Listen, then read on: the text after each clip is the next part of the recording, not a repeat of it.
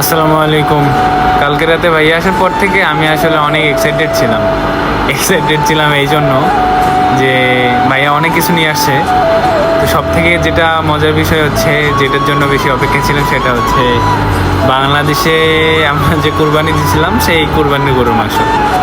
আসলে এইখানে তো আমরা গরু জবাই করি ঈদের আগে সবাই মিলে, কিন্তু আসলে এটা তো আর কোরবানি না, বা এখানে আমরা কোরবানি দেওয়ার সুযোগও নেই।